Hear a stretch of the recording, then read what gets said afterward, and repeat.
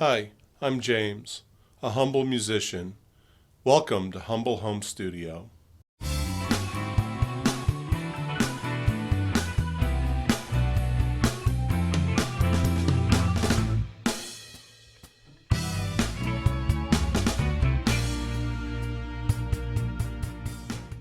If you're like me, you've bought a lot of home studio gear trying to get it right and spent a lot of time trying to figure out how to get decent results with it.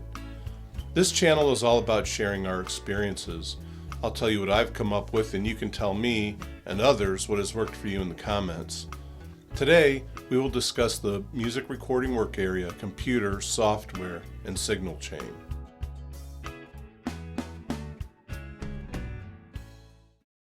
Being humble musicians, often with humble means, we have to work with whatever we have.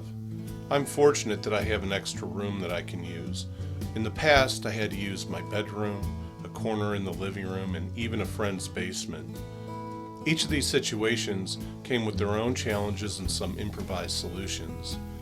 In the basement situation, we had to hang moving blankets on the walls. In the bed and living rooms, I had to use headphones almost exclusively. Moving to the spare room allowed me to make a very important improvement: studio monitors. At first I tried getting away with computer monitors and then bookshelf speakers with less than ideal results.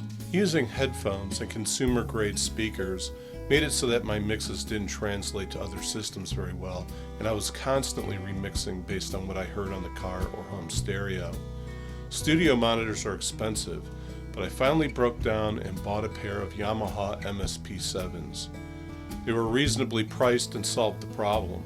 I was amazed at the difference, and now I can mix at my desk with confidence. I believe that was the most important upgrade I ever made.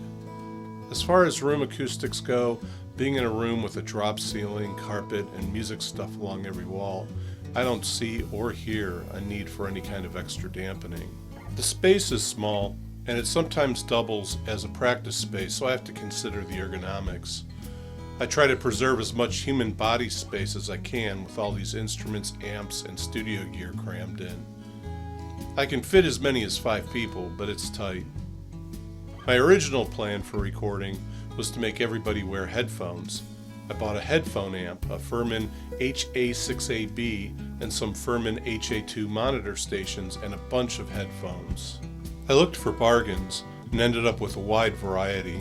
I'll make another video to talk about those. Only the drums would be on open mics, along with the singer, who I stuck in the laundry room.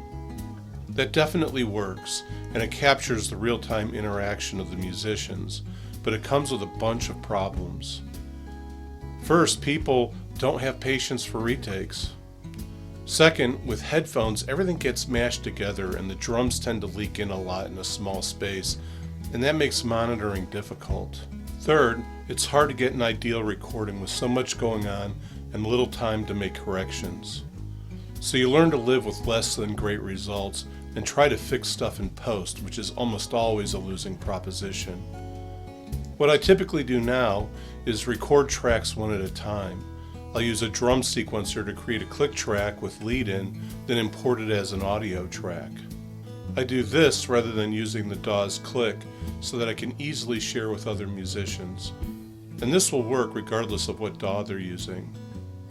Sometimes I also program a drum track to give the rhythm more of a feel, or sometimes, if recording a cover, I'll import a drum track from karaokeversion.com or bassinDrumTracks.com. I'll replace those tracks later with our own drum tracks. WAV files are large. I'm using OneDrive, which allows me to create a shared folder, and that is how we send files back and forth. Then I'll record an instrument track, typically on acoustic guitar. Almost everybody has some music recording capability in their own home now, and I can share this basic rhythm track, or they can come over and record their parts. This track layering approach takes more time but produces much higher quality recordings. I'm sometimes amazed how good. The computer I'm using is home built with an i7 processor and 16 gigs of RAM. It's powerful, but I'm still on Windows 7 Enterprise. Everything works, and I don't want to risk upgrading.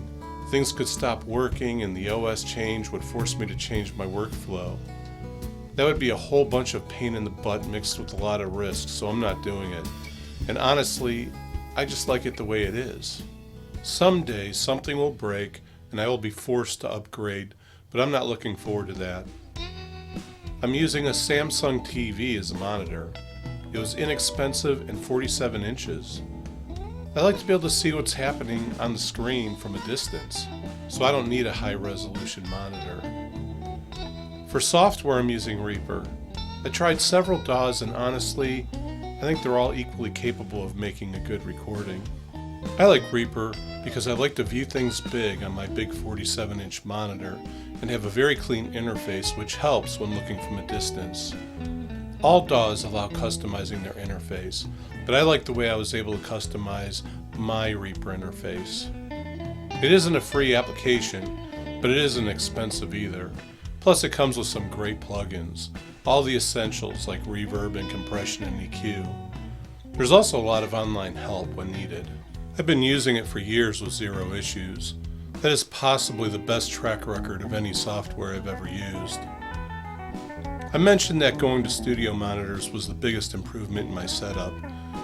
There is a close second.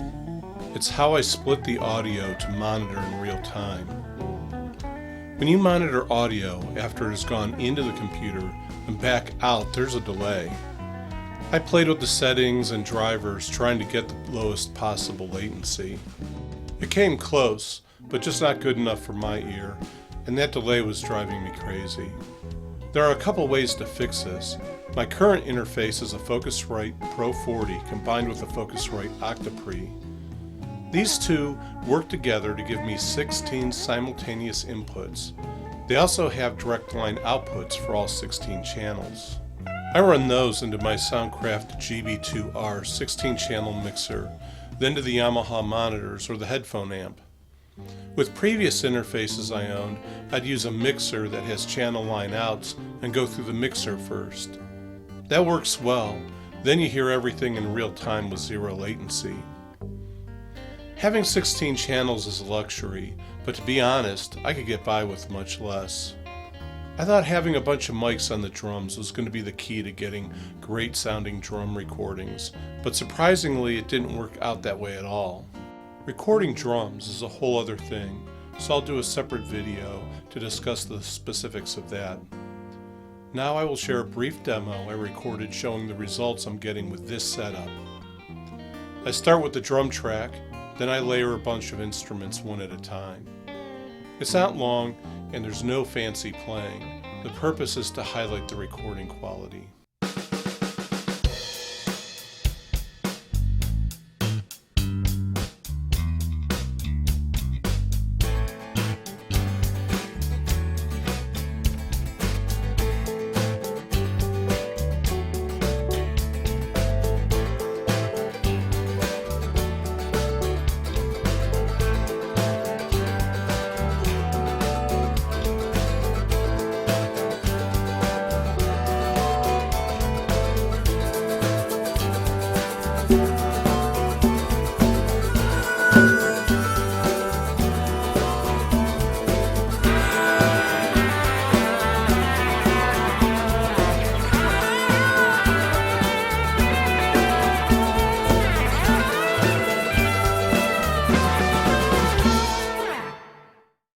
So that's all for this video. Please respond in the comments. I'd like to hear what has worked or hasn't worked for you, and I can include your ideas in future videos. So long.